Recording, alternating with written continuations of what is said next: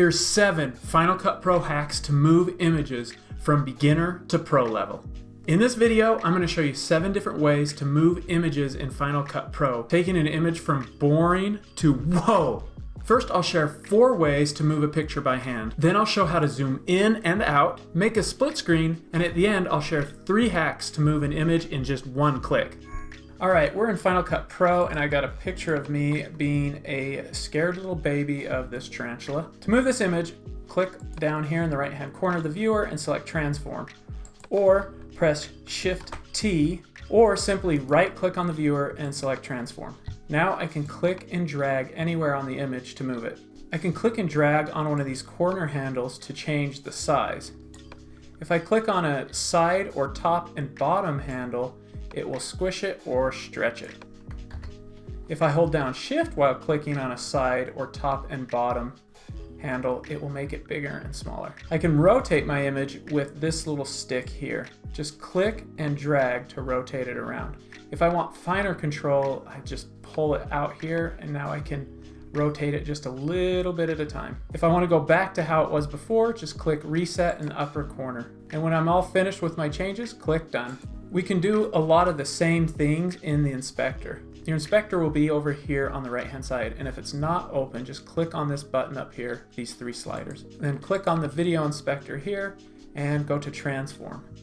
I can move my image around here as well by clicking and dragging up and down on these values to move it.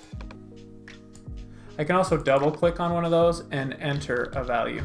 This is great if you need to fine-tune the position of your image. We can also rotate the image in here. I'll just click and drag down and up on this value. And I can change the size of it as well. If I want to reset any of these, just click on this little down arrow and select Reset Parameter. All right, I want to zoom in on my face here. So the first thing I need to do is I want to set up my image so that I have the full image to work with. In the video inspector, set spatial conform type to none. All right, so now we're zoomed in a little bit. We can zoom out with scale until we get to the edges of the picture. That looks pretty good. And then I want to bring it down. I'll right click, transform, and just bring this down. There we go. Start at the beginning of the clip and click on this Add Keyframe button. Move forward about a second in time and click and drag while holding Shift one of these handles here. Okay, that's going to zoom in. And now I want to reposition it. I'm going to pull it down to be on my face. There we go. You'll see these controls here. This one means this is where we're starting and this is where we're ending the position. And then the red line is just the movement of the animation. Click Done, and let's watch it.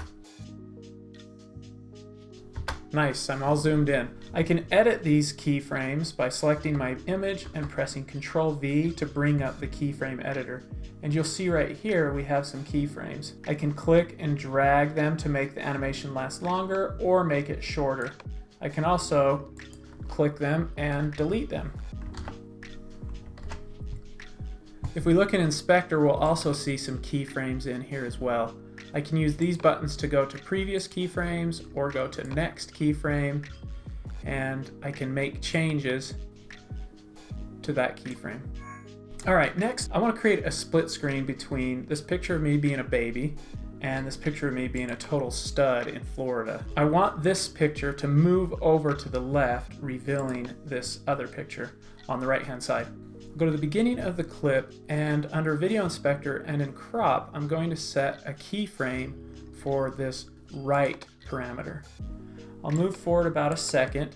Now adjust this right crop to slide over, revealing this picture underneath.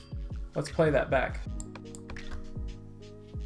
That looks pretty good. We've got a split screen like that. I want to add some movement to this. And there's a cool effect built into Final Cut Pro we can use called Ken Burns effect. But first I need to change my image from none to fill so that it fills the screen. Next, right click on the viewer, select crop, and then click on Ken Burns. Let's zoom out a little bit so we can see this better. You'll see a red box here. and then a green box here. The green is where we start, and then the red's where we end. So if I play this back, if I play a preview of it, it starts out zoomed in, and then it zooms out as if it's moving. And the Ken Burn effects happens for the entire duration of the clip. So I'm going to shorten my clip by selecting it, pressing Ctrl D, and entering 500 for 5 seconds. This zoom will happen over the entire 5 seconds. But I want to start out and then zoom in. So I'll click this reverse button here, and then I'll select the red rectangle. I'm just going to move it a little bit. And you can see we have a start and an end point with an arrow in between showing where it starts and ends. All right, let's check it out. It zooms in while I cry like a little child. Are you ready to move some images in Final Cut Pro? Has this video been helpful? If so, will you give it a thumbs up so other people can see this video and it can help them out? I help you, you help them. Thank you. All right, so I've got a couple images on my timeline. I've got this hamburger and French fries, and then I've got this logo here that I made, Burger Stank.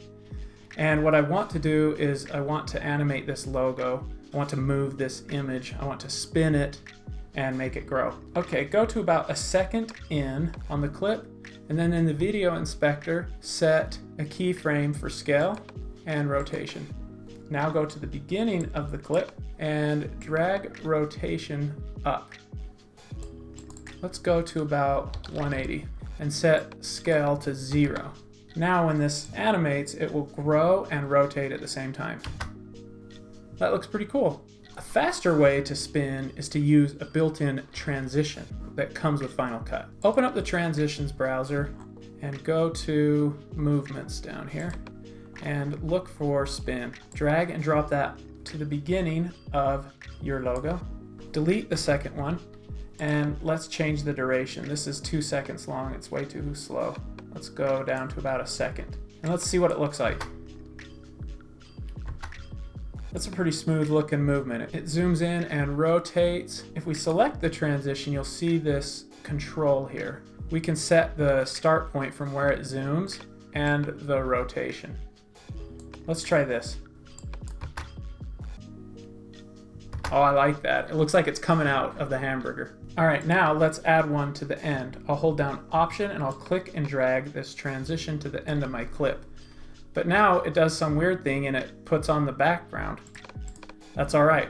Select the transition, go up to the inspector and change direction to out. Let's change the rotation and let's do a new position. And here's how it looks going out. So in just a couple clips, you can have professional animations for your images and logos. Pretty cool. Another cool effect you can add to create movement is called earthquake. Go to the effects browser and then go to the distortion category and add earthquake to your image. You can see it shakes the logo a little bit. If we go to inspector, we can change the amount, we can make it shake more, we can add more layers so it looks like it's vibrating, and we can also, using this on-screen control, change where it's shaking from. Let's check it out.